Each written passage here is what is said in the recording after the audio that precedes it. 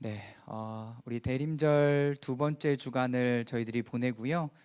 성육신 절기로는 네 번째 시간이 됩니다. 우리가 지난주에는 엘리사벳과 사가랴와 엘리사벳에 대한 이야기를 드렸죠. 그리고 금요일 날을 말씀을 통해서 이 두 사람이 어떻게 하나님의 경륜을 받아들이고 살았는가에 대한 이야기를 함께 들었습니다. 여러분들이 많이들 들으셨겠지만 사가랴와 엘리사벳은 자신들 안에 있는 그 수치를 받아들이는 시간들을 보냈어요. 그리고 사가랴도 하나님 앞에 이 나라 이 민족을 위해서 하나님 앞에 기도하는 시간들을 보냈고, 그 기도의 응답으로 너희 가정에 아이를 태어나게 할 것이다 라고 하나님께서 말씀하셨어요. 그런데 성경의 말씀에 보면 예수 그리스도가 이 땅 가운데 오시려면 반드시 누가 필요하냐면 하나님의 대사가 필요해요. 그의 앞길을 예비하는 하나님의 대사가 필요한 거죠. 그래서 예수님이 예언된 대로 뜬구름없이 예수님 딱 태어나고 이런 개념이 아니에요. 그 하나님의 말씀을 듣고 알았던 사람들이 그 삶이 바로 자신의 삶이 되기를 기도하면서 살아갔습니다. 그러니까 우리들의 삶의 가장 중심이 되어야 되는 것은 하나님의 말씀이 되어야 되는 거예요. 내 마음에 이런 감동이 일어났습니다. 이런 일이 있었으면 좋겠습니다. 그냥 생각과 마음으로 따라가는 신앙생활이 아니라 우리들의 삶, 믿음과 신앙생활의 삶은 하나님의 말씀에 기초하여 살아가는 삶인 거예요. 그래서 하나님의 구약의 말씀이 신약의 예수 그리스도를 통해서 이루어졌고, 그 말씀이 이제 우리 가운데 어떻게 이루어질 것인가, 여러분 그것을 기대하면서 말씀대로 살아가는 것이 우리의 삶이 됩니다. 자, 오늘은 동정녀 마리아의 이야기입니다. 함께 이 부분들을 나누도록 하겠습니다. 성육신의 모범이 되는 사람으로서의 마리아, 성육신의 모범이 되는 사람으로서의 마리아를 오늘 함께 나누게 되는 거죠. 하나님은 이 하나님의 이야기를 이해하고 인류를 향한 긍휼과 자비로 가득한 하나님의 마음을 가진 사람을 찾고 계세요. 지금 내 마음이 어때요? 여러분 마음 보세요. 한번 살펴보세요. 여러분들의 마음이 어떠세요? 분주해요? 답답해요? 힘들어요? 어려워요? 여러분, 성경에서 하나님이 주시는 마음은 두려운 마음이 아니요 근신하는 마음이니 이렇게 돼 있어요. 지금 여러분들이 제가 나열했던 그런 마음들이 여러분들 가운데 있다면 그것은 누가 주는 마음이 아니에요?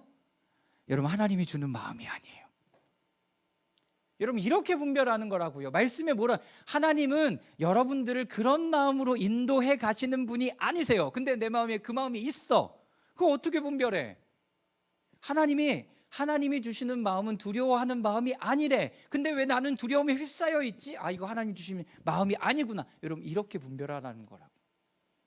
나는 마음이 온유하고 겸손하니 내게 와서 배우라라고 얘기했어요. 그럼 하나님의 마음은 온유하고 겸손한 마음이야. 여러분, 이렇게 하나님의 마음을 분별해 가는 거라고요. 그런데 그 마음이 아닌 다른 마음이 내 마음에 자리 잡고 있다면 여러분, 그것을 빨리 버리는 것도 해볼 필요가 있습니다. 이거 하나님이 주신 생각이 아니구나. 빨리 버려야죠. 왜 그 생각을 내가 붙들고 있어서 거기에 지배를 당하고 있냐고요.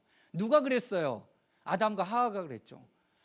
아담과 하하가 뱀의 모습으로 사단이 나타나기 전까지는 그런 생각 안 했다고. 내가 하나님과 같이 된다고?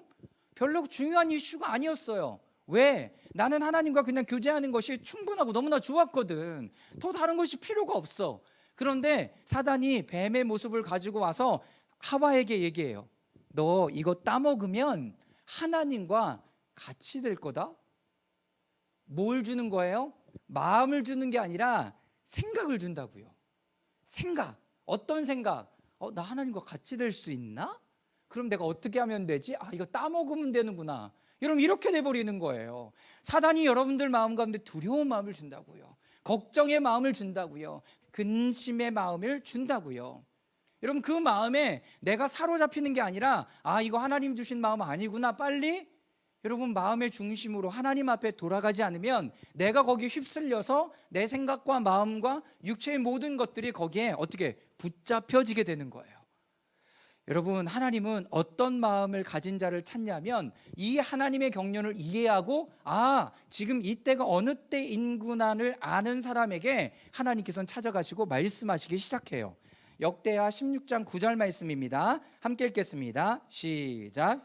주님께서는 그 눈으로 온 땅을 두루 살피셔서 전심전력으로 주님께 매달리는 이들을 힘있게 해주십니다.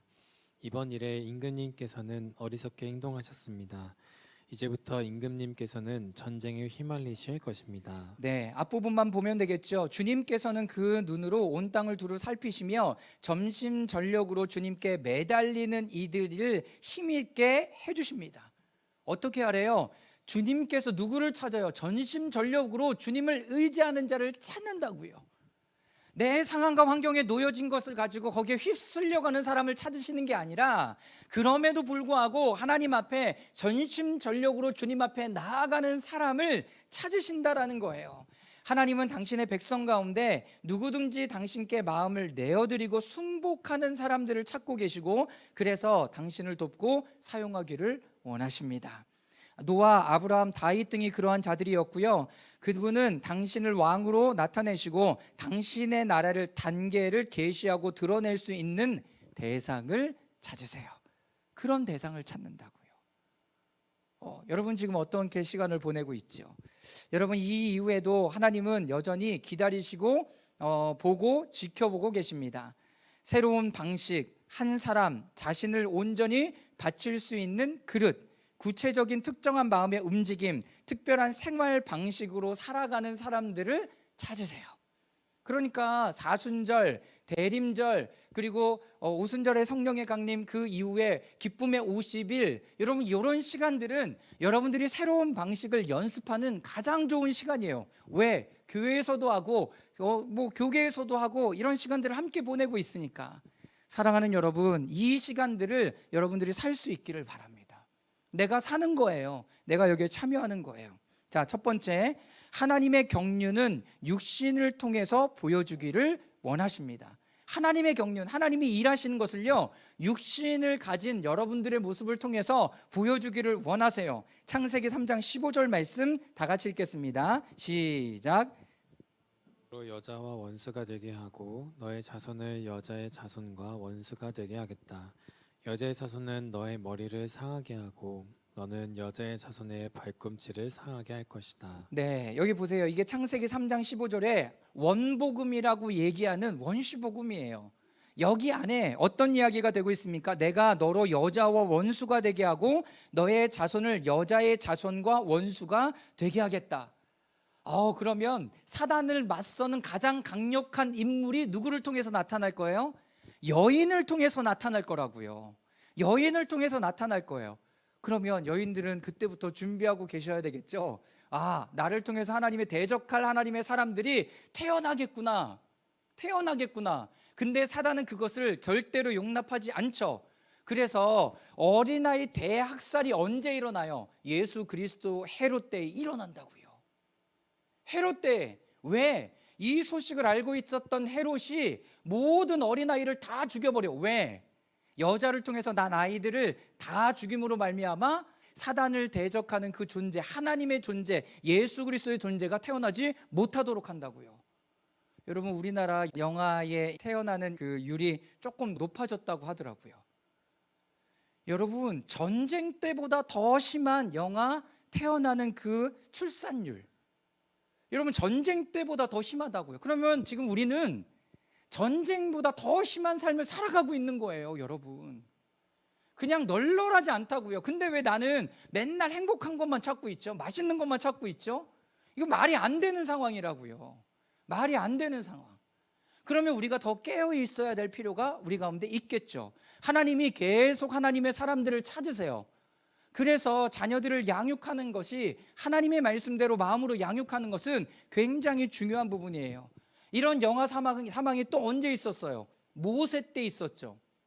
모세를 통해서 하나님께서 일하시려고 하는 그 계획을 사단이 너무나 잘 알고 모세가 태어났을 때 2살 이하로 또 모든 아이들을 다 죽여버렸다고요. 산파를 통해서. 여러분 아이들이 죽는 문제, 아이들이 그렇게 이 땅에서 올바로 자라가지 못하는 문제들은 그냥 넘어갈 문제가 아닌 거예요. 그냥 넘어갈 문제가 아닌 거예요. 사랑하는 여러분, 깨어 있으시기를 주님의 이름으로 축원합니다. 자, 이사야 7장 14절 말씀도 또 함께 읽어보도록 하겠습니다. 시작.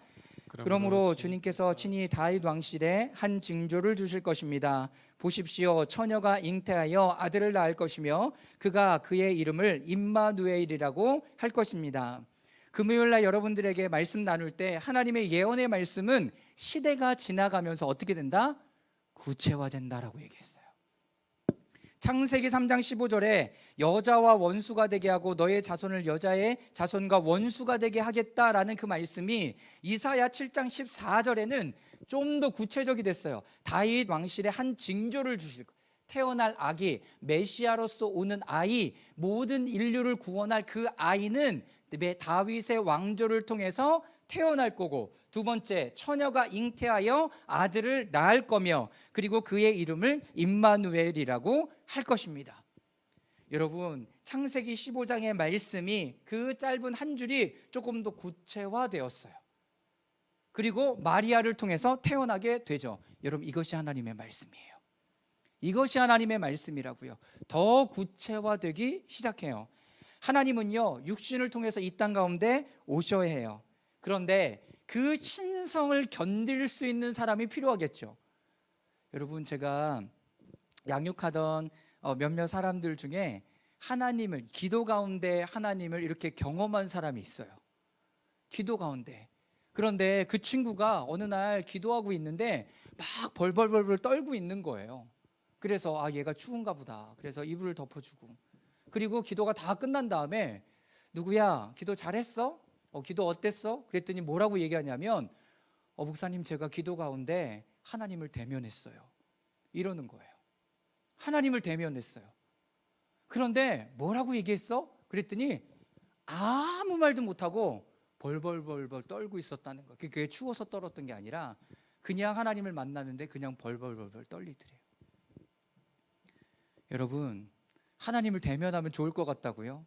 하나님의 음성을 들으면 좋을 것 같다고요? 여러분, 좋죠. 그런데 그것을 감당해낼 수 있는 그 사람을 하나님은 찾으세요. 여러분, 여러분들이 하나님 앞에 그렇게 준비되어 보시겠습니까? 여러분, 그렇다면 여러분들의 몸과 마음을 아까 말씀드린 두렵고 걱정하는 그런 마음으로 나를 장착하고 있는 게 아니라 하나님이 주신 마음은 겸손하고 하나님의 사랑의 마음으로 준비하고 있어야 되겠죠. 여러분, 그것이 우리들이 해야 되는 일이 되는 거예요. 주님의 신성을 소멸되지 않는 사람이어야 합니다. 성령님이 여러분들 가운데 임하면 그것을 소멸시키지 않는 사람이어야 해요. 첫 번째는 그 하나님의 경륜을 받아들여서 그 신성을 받아들일 수 있는 사람이어야 되고, 두 번째는 성령의 충만함이 여러분들 가운데 부어질 때 그것을 소멸시키지 않는 사람이어야 돼요. 세 번째, 신성과 연합할 수 있는 사람이어야 합니다. 그분과 연합할 수 있어야 돼요. 그분과 동행할 수 있어야 되는 사람이에요. 그냥 성령 충만하면 좋겠다, 여러분들의 삶이 바뀌어지지 않으면 내 안에 성령님이 아무리 강력하게 충만하게 임해줘도 여러분, 그 성령의 충만함은 금방 우리 가운데 소멸되어지고 말아요. 뭘 바꿔야 된다고요? 여러분들의 삶을 바꿔야 돼요. 여러분, 삶의 습관을 바꿔야 돼요. 삶의 습관. 근데 이거는 먹지 않는 삶의 습관일 뿐만 아니라 여러분들이 매일 하나님 앞에 나아가는 영적인 삶. 저는 아침에 일어나면 무조건 시편 기도 한 편씩을 해요. 그게 저의 삶의 루틴이 돼버렸어요. 그런데 재밌는 거, 이따 해야지 하면 그 하루 중간 아무것도 안 하면서도 그 시편 기도를 못 해요. 여러분, 이게 인간이라고요. 이게 인간이라고요. 그러니까 내가 하나님 앞에 나아가기로 그 한 시간들은 알람을 맞춰놓고 하나님 앞에 나아가는 연습들을 할 필요가 있는 거죠. 자, 이사야 7장 14절, 하나님은 육신을 통해서 이 땅에 오시면서 그분의 신성을 견딜 수 있는 사람, 주님의 신성한 불을 소멸되지 않는 사람, 그리고 신성과 연합할 수 있는 사람, 주님과 동행한다라는 것을 이야기하는 거예요. 대박이죠. 자, 두 번째, 하나님께 다가가는 방식, 하나님께 가까이 오는 방법을 아는 사람이 필요해요. 하나님 앞에 어떻게 가까이 나아가는 걸까요? 하나님께서 우리 가운데 어떻게 오시기를 원하실까요? 여러분, 그게 예배예요. 여러분, 그것이 기도라고요. 오늘 이따가 마리아에 대한 모습을 볼 거예요. 여러분, 근데 마리아는요, 아침 저녁으로 기도했던 사람이에요. 어디에서? 성전에서. 그렇게 기도하고 있던 사람이에요. 내가 지금 아파서 못합니다, 힘들어서 못합니다, 상황이 안 돼서 못합니다가 아니라 성전에 하나님 앞에 끊임없이 들여서 아침 저녁으로 기도하며 나아갈 수 있는 사람이었습니다. 왜 동정녀 마리아인가? 왜 동정녀 마리아가 지금 그 하나님의 경륜에 동참하고 참여하고 있는가? 여러분, 이거를 보는 거예요. 자, 첫 번째, 마리아는 어떻게 준비되었나? 여러분, 오늘 이 이야기를 처음 들으신 분이 계실 거예요. 마리아의 부모는요, 요아킴과 안나예요. 성경에 잘 안 나와요. 그런데 이것은 외경인 야고보 원복음서에 마리아의 아버지를 요아킴과 안나라고 분명히 이야기하고 있습니다. 그런데 이 두 사람이 어떻게 살아가고 있었는지 아세요? 사무엘의 부모들처럼 아이를 낳지 못하는 부모였던 거예요.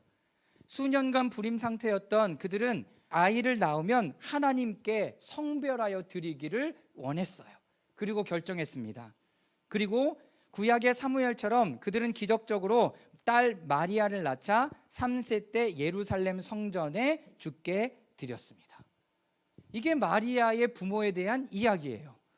여러분, 마리아가 그냥 뚝 떨어진 사람이에요? 아니에요. 누가복음은 그렇게 나오지만 성경 안에 전례 이야기 그리고 전수되어 오는 메시지 안에는 마리아의 부모에 대한 삶이 있었어요. 누구처럼? 사무엘처럼. 아이를 낳지 못했어요. 그런데 하나님 앞에 드리기로 마음에 결정을 했고 정말 아이를 가졌을 때는 그 아이를 하나님 앞에 드렸어요. 3살부터 성전에 들여진 마리아, 성인이 되고 나서 성전에서 나가야 하는 13세, 14세가 되어서 준비되고 필요한 정결의 단계에 이르렀습니다. 아이를 드릴 때는 3살 이전에 하나님 앞에 드려요. 사무엘도 마찬가지, 그렇게 하나님 앞에 성전에 드려져요. 그런데 작년에 나왔던 마리아라는 영화를 보면 조금 고증해야 되는 필요가 있지만 그 안에 이 모습이 나와요. 그러니까 고증을 너무나 잘한 거죠. 그래서 이 마리아가요, 성전에 하나님 앞에 드려져요.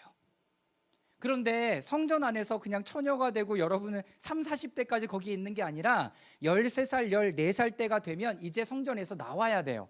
그런데 그냥 나오는 게 아니라 그를 대리 부모해 줄 사람을 통해서 나와요. 그러니까 그 사람이 누구였던 거예요? 요셉이었던 거예요. 그래서 요셉과 정혼했다는 표현이 결혼하기로 약속했어요 라는 표현이 아니라 마리아를 책임질 이렇게 한 사람으로 요셉이 택함을 받은 거예요. 그러고 있었던 상황 가운데 하나님께서 하나님의 천사가 마리아를 찾아와서 이런 경륜의 일들이 풀어지고 있었던 거죠. 그러면 마리아가 성전에서 뭐 하고 있었을까요? 밤낮 없이 기도하고 있었겠죠. 이제 좀 이따 볼 거예요. 메시아의 오심에 대한 갈망과 간절함으로 살았고 모든 유대인이 메시아를 기다렸지만 마리아와 같이 기다리지는 않았어요. 여러분, 최근에 캐톨릭에서 새로운 교황이 뽑히고 가장 처음 낸 메시지가 뭔지 아십니까? 우리 개신교하고 수백 년 동안 이렇게 논쟁이 되어 왔던 이야기, 마리아는 공동의 구원자가 아니다라는 것을 정확하게 교황이 얘기해 줬어요. 여러분, 이게 어떤 의미를 갖는 줄 아세요? 여러분, 중세교회가 타락하고 그 이전부터 마리아를 숭배하고 숭상했던 일들이 이제 그렇게 하지 않아도 된다라는 사인이 되는 거예요. 우리의 유일한 구원자는 예수 그리스도인데 마리아를 공동의 구원자로 놓고 마리아에게 기도하고 있으니까. 그런데 교황청에서 그걸 정확히 선을 그어줬어요. 공동 구원자가 아니라 예수의 어머니일 뿐이다.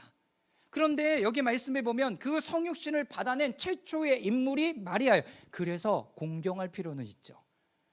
숭배의 대상이 아니라 공경할 필요가 있는 거예요. 공경할 필요가.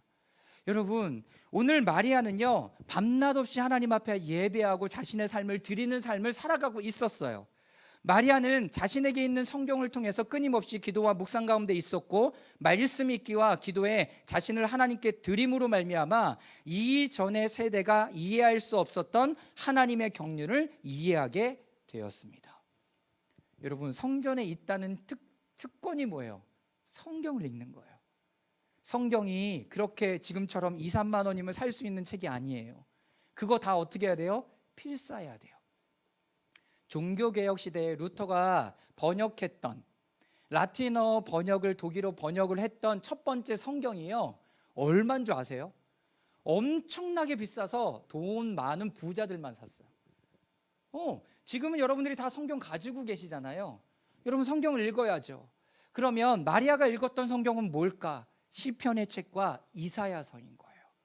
이사야서에 이사야 7장 14절 15절 말씀에 처녀가 잉태하여 아들을 낳을 것이니 그 이름을 임마누엘이라고 하라 라는 그 말씀을 어디에? 자신의 마음에 새긴 거예요. 자신의 마음에 새기고 있었던 거라고요. 그리고 그 삶을 자신이 살아내고 있었던 거예요. 그래서 여러분들의 삶이 중요해요. 그래서 여러분들의 삶이 중요하다고요. 그 말씀, 그 좋은 말씀이지. 성경에 잠언에 무릇 지킬 만한 것들을 중에 내 마음을 지키라, 생명의 근원이 이에서 남이라. 저는 이 말씀을 제일 좋아해요. 내 마음이 흔들리고 내 마음의 걱정과 근심으로 아픔으로 가득하기 시작하면 내 마음이 흔들리기 시작하는 거예요. 하나님 뭐래? 마음을 지키래요. 생각을 지키래요. 왜? 생명이 거기서부터 흘러나오니까. 여러분 이 삶을 살아가는 거예요. 여러분들에게 핵심이 되는 말씀은 뭐예요? 여러분 그 말씀을 항상 기뻐하라 이 말씀입니까? 그럼 항상 기뻐할 수 있도록 여러분들이 하나님과 동행하는 시간들을 가지세요. 이것이 말씀을 살아내는 거예요. 말씀을 살아내는 거라고요. 그렇기 때문에 여러분들이 끊임없이 말씀과 기도와 묵상 가운데 있을 때 하나님의 마음을 주는 거지, 뜬구름없이 이런 일이 떠올랐어요, 이런 일이 떠올랐어요가 분별을 할 수가 없는 거예요. 사랑하는 여러분, 내가 말씀을 가지고 기도하는 일들을 시작하시길 바랍니다. 여러분 지금 내가 무엇을 위해서 무슨 말씀을 봐야 될지 모르겠어요 하시는 분들, 이사야 말씀을 읽으세요. 이사야 앞에부터 이 한 달 동안 이사야 마지막 장까지 좀 읽어보세요. 어떤 이야기가 기록되어져 있는지. 이사야서는요, 마태, 마가, 누가, 요한복음과 같이 제5복음서라고 얘기해요. 예수 그리스도가 예언되어져 있는 책. 여러분 그 말씀을 좀 읽어보실 수 있기를 바랍니다. 그러니까 마리아는요, 다른 경륜을 살아가는 거예요. 다른 이해함을 가지고 살아가는 거예요. 자, 두 번째, 마리아와 비슷한 일을 겪은 사무엘은 성전에서 어떠한 삶을 살아가고 있었는가? 마리아는 사무엘과 같이 성전에 하나님께 드려진 삶이다. 먼저 사무엘은 성전에서 어떤 삶을 살았는가? 사무엘상 2장 18절 말씀 다 같이 읽어보겠습니다. 시작. 한편 어린 사무엘은 모시 에봇을 입고 주님을 섬겼다. 여러분 이 말씀을 보세요. 어린 사무엘은 어떻게 하고 있대요? 모시 베옷을 입고 주님을 섬겼대요. 여러분 모시 베옷은 누구만 입어요? 제사장만 입어요. 제사장만 입는 옷을 지금 사무엘이 그 옷을 입고 하나님 앞에 섬겨나가고 있어요. 누구보다 더 앞서 엘리 제사장 앞에서. 여러분 이거 말도 안 되는 거예요. 근데 누가 하고 있어요? 어린 사무엘이 지금 일하고 있어요. 기가 막히죠. 사무엘 3장은 하나님께서 사무엘을 선지자로 부르세요. 자, 1절 말씀 다 같이 한번 읽어보도록 하겠습니다. 시작. 어린 사무엘이 엘리 곁에서 주님을 섬기고 있을 때이다. 그때에는 주님께서 말씀을 해주시는 일이 드물었고 환상도 자주 나타나지 않았다. 여러분 엘리 곁에서 함께 예배를 섬기고 있는데 꼬마아이가 3살짜리 4살짜리 아이가 주한이 같은 애겠네. 이만한 애가 목사님 그러면서 막 모시 베옷을 입고 같이 섬기는데 나한테는 말씀 안 하시고 얘한테 계속 말하는 거예요. 여러분 얼마나 열받을까요, 엘리가. 여러분 그런데 그 당시의 영적인 상황이 그랬다는 거예요. 하나님이 말씀하시지 않아요. 아니요, 하나님 말씀하셨는데도 불구하고 못 들었는지도 몰라요. 그런데 하나님이 사무엘에게 이야기해요. 자고 있는데 사무엘에게 하나님께서 사무엘아 이렇게 부르셨어요. 3번을 그렇게 하고 엘리 제사장에게 막 뛰어갔을 때 엘리 제사장이 얘기해요. 하나님 한 번 더 부르시면 네 주님 제가 여기에 있습니다 하라고. 여러분 그런데 하나님의 음성을 듣기 시작해요. 자, 18절에서 21절까지 말씀인데요, 또 한번 읽어보도록 하겠습니다. 사무엘은 시작. 사무엘은 그에게 하나도 숨기지 않고 모든 것을 말하였다. 엘리가 말하였다. 그분은 주님이시다. 그분께서는 사무엘이 자라서 주님께서 그와 함께 계셔서 사무엘이 한 말이 하나도 어긋나지 않고 다 이루어지게 하셨다. 그리해서 단에서 브엘세바까지 온 이스라엘은 사무엘이 주님께서 세우신 예언자임을 알게 되었다. 주님께서는 실로에서 계속하여 자신을 나타내었다. 거기에서 주님께서는 사무엘에게 나타나셔서 말씀하셨다. 야, 이런 일이 일어났어요. 성전 안에서 지금 이런 일이 일어났다고요. 사무엘이 어떻게 했어요? 하나님을 앞서 섬기고 있었어요. 에봇을 입고 하나님을 섬기고 있었던 사람이 바로 사무엘이에요. 그리고 하나님의 음성을 들어요. 그런데 여기에 보세요. 사무엘이 자랄 때 주님께서 그와 함께 하셔서 사무엘이 한 말이 하나도 어긋나지 않고 다 이루어지게 하셨다. 형통의 뜻이 무엇입니까? 하나님과 함께 하셔서. 이것이 형통의 뜻이에요. 돈을 잘 벌고 내가 건강하고 아프지 않고 이게 형통이 아니라 성경에서 형통하다는 뜻은 주님께서 그와 함께 하시는 거예요. 그리고 실로에서 계속 자신을 나타내세요. 지금 하나님 지금 일하고 계시는 중이죠. 할렐루야. 여러분, 사무엘이 지금 이런 삶을 살아가고 있었어요. 그러면 똑같이 성전에 드려진 마리아 뭐 하고 있었을까요? 성경 읽고 있었죠. 예배 드리고 있었겠죠. 아침 저녁으로 예배를 드리고 있었겠죠. 그리고 밤낮으로 기도하며 하나님을 찬양하는 일들을 드리고 있었겠죠. 그녀는 하나님께 자신의 마음을 온전히 드렸기에 인류를 향한 그분의 갈망과 원하심을 알았다. 그래서 하나님이 오셔서 성육신의 신비를 공개적으로 나타낼 수 있었다. 여러분, 하나님 아무에게나 찾아가지 않으세요. 그러나 여러분들의 믿음의 분량만큼 그 삶을 살아가고 있을 때는 그 믿음의 분량만큼 성육신의 그 은혜들을 여러분 가운데 부어주시는 거예요. 제가 마리아처럼은 안 할 거, 저는 못할 것 같아요. 여러분, 그럴 수 있지만 우리가 성육신 이 시즌을 함께 보내면서 우리의 마음에 예수 그리스도의 생명의 씨앗이 여러분들 가운데 뿌려지기를 원하신다면 여러분, 이렇게 하나님 앞에 기도하며 나아갈 필요는 분명하게 있는 거죠. 이거를 해야 하나님께서 주신다는 그런 개념이 아니라 우리가 이 시즌에 성령의 은혜를, 하나님의 은혜를 경험하기 위하여, 또 우리를 하나님의 형상으로 회복시키기 위하여 하나님은 이런 경륜을 가진 자를 찾으셨다라는 거예요. 하나님의 마음에 대한 이해. 마리아는 이사야 7장 14절 말씀을 읽으면서 처녀가 잉태하여 아들을 낳을 것이요 라는 그 말씀을 들었을 때 마리아는 내가 그 사람이 될 수 있을까라는 마음을 가졌다는 거예요. 여러분, 성경 읽으면서 그런 적 없어요? 우와, 이 말씀, 우와, 대박인데 하나님 나에게 이 말씀 주세요. 여러분, 그것이 말씀을 받는 거예요. 그것이 말씀을 받는 거라고요. 그런데 그 말씀은 그냥 내가 받고 좋습니다가 아니라 그것을 실질로 삶으로 살아가야 하는 거죠. 누가복음 1장 30절에서 35절까지인데요.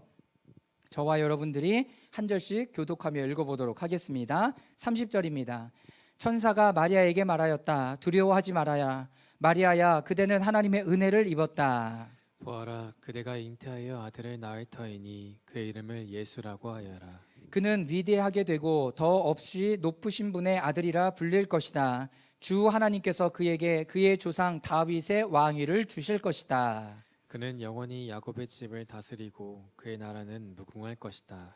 천사가 마리아가 천사에게 말했다. 나는 남자를 알지 못하는데 어떻게 이런 일이 있겠습니까? 천사가 마리아에게 대답하였다. 성령이 그대에게 임하시고 더없이 높으신 분의 능력이 그대를 감싸줄 것이다. 그러므로 태어날 아기는 거룩한 분이요 하나님의 아들이라고 불릴 것이다. 네, 하나님 앞에 하나님의 성전에 드려졌던 이 한 여인, 그런데 이 여인이 13세, 14세가 되었을 때 성전에서 나오고 그렇게 준비된 모습으로 하나님의 경륜을 살아가고 있을 때 누가 방문해요?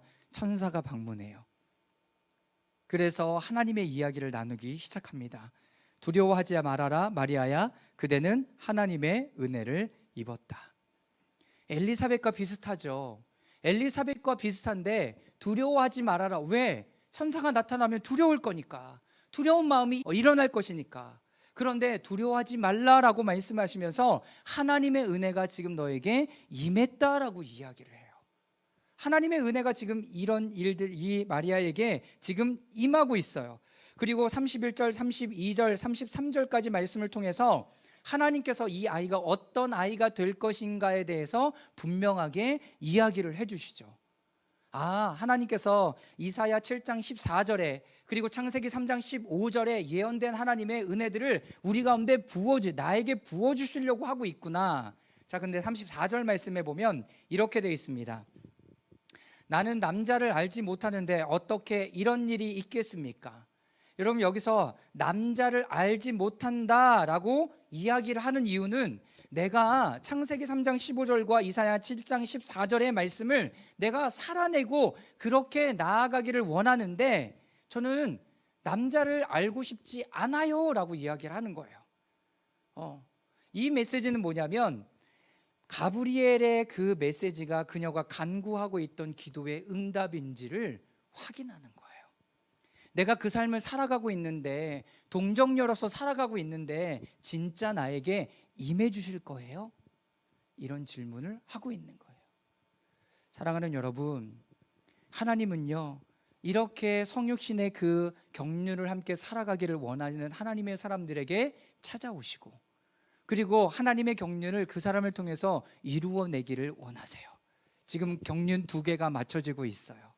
예수 그리스도 오기 전에 세례 요한이 와서 그의 앞길을 예비해야 되며, 두 번째로는 예수 그리스도가 동정녀를 통해서 태어나야 하며, 그리고 이제는 그가 태어나서 하나님의 일들을 감당하기 시작하겠죠. 여러분, 전능하신 주께서 나에게 내려오셔서 내가 잉태될 수 있겠습니까? 여러분, 이것은 의심이 아니라 어떻게 일어날지 궁금한 거예요. 근데 성경에 뭐라고 되어 있습니까? 37절에 하나님께는 불가능한 일이 없다라고 이야기를 하고 있습니다. 하나님께는 불가능한 일이 없대요. 여러분, 그것을 믿으십니까? 여러분, 하나님께서는 불가능한 일이 없다라는 것을 믿으십니까? 여러분, 이미 우리 가운데 일해 두신 그 하나님의 은혜가 있음을 여러분 믿으십니까? 여러분, 마리아가 38절에 이렇게 이야기합니다. 우리 다 같이 읽어보겠습니다. 시작. 마리아가 말하였다. 보십시오, 나는 주님의 여종입니다. 당신의 말씀대로 내게 이루어지기를 바랍니다. 천사는 마리아에게서 떠나갔다. 여러분, 내 생각과 내 마음대로, 내 육체가 원하는 대로 이루어지는 게 아니에요. 뭐대로 이루어진대요? 하나님의 말씀대로 이루어진대. 그럼 말씀이 있어야죠. 말씀이 있어야죠. 하나님이 그 말씀대로 이루어 줄 것인데 그 말씀이 있어야 되죠. 자, 여기 보시면 나는 주님의 여종입니다. 당신의 말씀대로 내게 이루어지기를 바랍니다. 여러분, 이게 무슨 의미예요? 아멘이라는 뜻이에요. 이게 아멘이라는 뜻이에요. 그냥 얼토당토한 얘기 아멘하는 게 아니라 하나님의 말씀이 나에게 그대로 이루어지기를 원합니다. 여러분, 이게 아멘이라는 뜻이에요. 여러분들이 아멘 하잖아요. 말씀을 읽을 때, 기도를 할 때, 여러분들이 설교 가운데 내가 동일하게 마음으로 응답할 때 아멘 하잖아요. 여러분, 그것이 내가 그대로 이루어지기를 원합니다라는 믿음의 고백이라고요. 믿음의 고백. 그러니까 여러분들 안에서도 뭐가 있어야 되죠? 뭐가 있어야 되죠? 아멘이 있어야 되죠.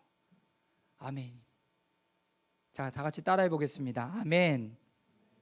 네, 다 같이 따라해 보겠습니다. 아멘. 네, 우리 아이들 가르치는 것처럼 아멘을 연습해야 되는. 네. 여러분, 하나님의 말씀이 내게 이루어지기를 원합니다 라고 얘기한다는 그 믿음의 고백, 그럴 때 어떤 일이 이루어집니까? 여러분, 마리아는 이 모든 것들을 자신의 삶으로 받아들였어요. 고난과 수치와 아픔, 이 모든 것들을 자신의 삶으로 받아들였어요. 여러분, 마리아가 그렇게 어려울 줄 몰랐을까요? 아니에요. 여러분, 하나님의 사람들은 그런 시간들을 다 보냈어요. 이미 다 알고 있는 삶이라고요. 그런데 제가 이럴 줄 몰랐습니다. 예수님 믿으면 이렇게 힘들 줄 몰랐습니다. 이런 것도 못할 줄 몰랐습니다. 이런 것도 안 해야 되는지 몰랐습니다. 술도 먹으면 안 되고 담배도 피면 안 되고 주일도 빠지면 안 되고. 여러분, 그거 몰랐냐고요. 여러분, 알고 믿으세요. 알고 믿으세요. 왜 술 먹으면 안 돼요? 왜 술 먹으면 안 되죠?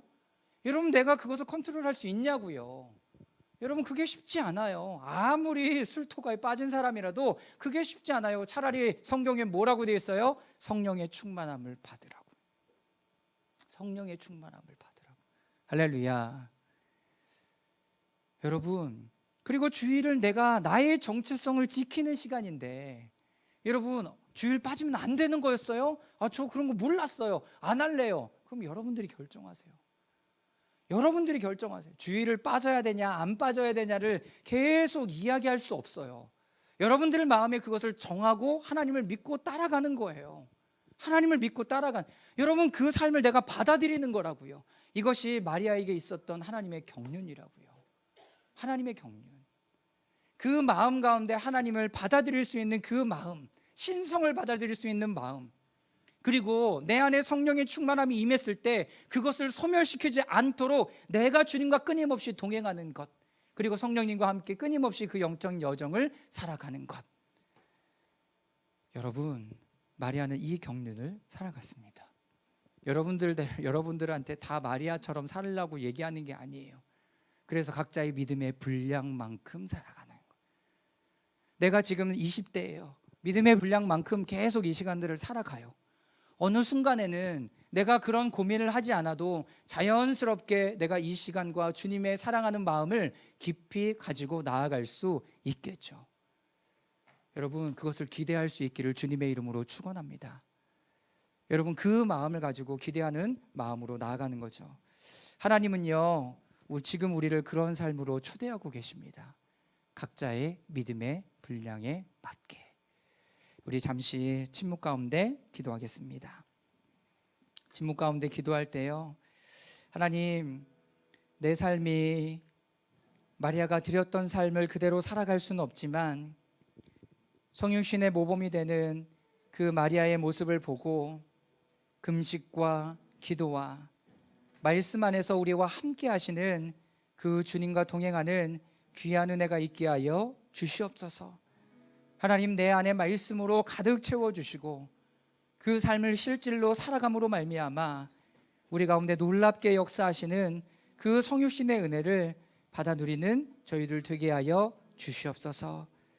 우리 2분 정도만 침묵으로 주님 앞에 기도하며 나아가겠습니다.